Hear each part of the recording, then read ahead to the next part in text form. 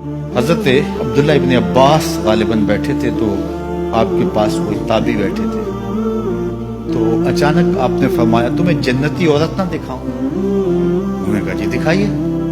تو کہا وہ جو سیاہ رنگت کی خاتون گزر رہی ہے یہ جنتی ہے۔ تو انہوں نے کہا وہ کیسے؟ کہا ایک دن یہ حضور کے پاس ہے اور آقا کریم سے کہنے لگی حضور میرے لیے دعا کر دیجیے، مجھے مرگی کے دورے پر تو میں گر پڑتی ہوں، تو آپ میرے لیے دعا کر دیجیے میں اس بیماری سے بچ جاؤں۔ تو اللہ کے محبوب علیہ السلام نے فرمایا اگر تو صبر کرے تو تیرے لیے جنت کا وعدہ ہے، آپ کہو تو میں دعا کر دیتا ہوں تم ٹھیک ہو جاؤ گے، لیکن اگر تم صبر کرو تو جنت کا وعدہ ہے۔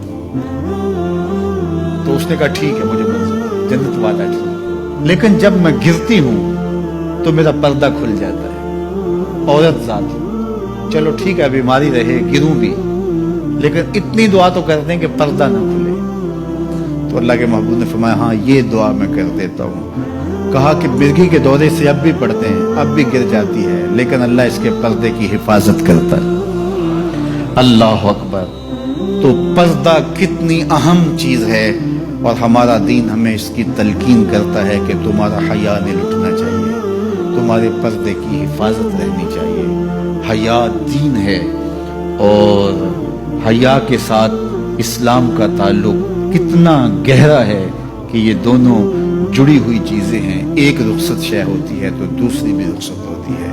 مجھے بھی آپ کو بھی عملی کوشش بھی کرنی چاہیے کہ یہ جو ذرائع ہیں حیا باختگی کے، ان سے اپنے آپ کو اور اپنی نسل کو بھی بچایا جائے، اپنی معاشرت کو بھی بچایا جائے۔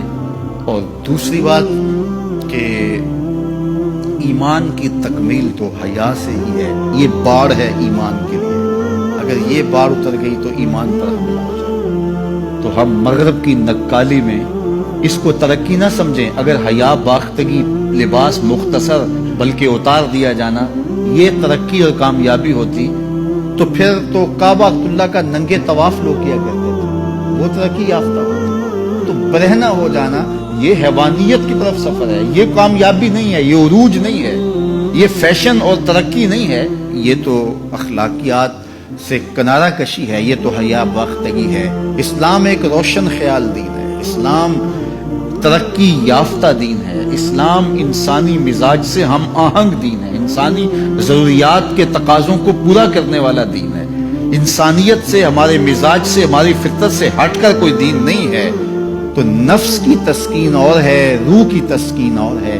تو جوانی کے دور کے اندر نوجوان کی زندگی کی کچھ ترجیحات ہوتی ہیں لیکن بعد کے اندر وہ خود سمجھ رہا ہوتا ہے کہ میں یہ غلط ہوں۔ آج مغرب پریشان ہے کہ انہوں نے جوانی کے 4 ایام تو اپنی خواہشوں میں اسیر ہو کے گزار لیے لیکن ان کے بڑھاپے کی تلخیوں کو آپ نہیں جانتے کیا ہے۔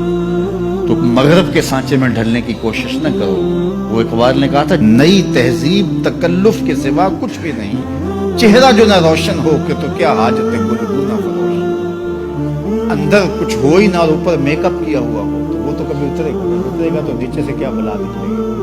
تو یہ مغرب کی تہذیب ایک میک اپ ہے، جب اترتا ہے تو نیچے سے بلائیں برآمد ہوتی ہیں اور وہ بڑھاپے میں جا کے ان کی حالت دیکھو کہ وہ کتنی تلخ عجیب اور پریشان کن زندگی گزار رہے ہیں۔ لیکن مومن کی زندگی میں بظاہر تلخیاں بھی ہوں لیکن اس کا چہرہ روشن ہی آپ کو دکھائی دے گا اگر وہ اسلام کے دیے ہوئے اصولوں کے مطابق چلتا ہے۔ تو مشرق کو کبھی بھی مغرب کی نکالی نہیں کرنی چاہیے۔ مغرب تو اس مصیبت سے جان چھڑانا چاہتا ہے لیکن ان کی معاشرت اس طرز کی بن گئی ہے کہ جان چھوٹنے نہیں پا رہی، اور جہاں سے وہ نکلنا چاہتا ہے وہاں سے ہم داخل کیوں ہونا چاہتے ہیں۔ تو میری بیٹی، میری بہن، تو مغرب کی بیٹی نہیں ہے، تو مشرق کی شہزادی ہے۔ تیرا برقع، تیری چادر، تیرا حجاب تیری آبرو کا پہرا ہے، جب تو سمٹتی ہے تو معاشرہ پھیلتا ہے۔ تیرا حیا ہی تیری زندگی کا تیور ہے اور یہی تیرا نور ہے۔ اور نوجوان کی آنکھوں کے شرم و حیا کے تلے عبادت کی لذت رکھی گئی ہے۔ اگر آپ چاہیں کہ عبادات میں لذت نصیب ہو، سجدے میں قرار نصیب ہو، اپنی نگاہوں کی حفاظت کر کے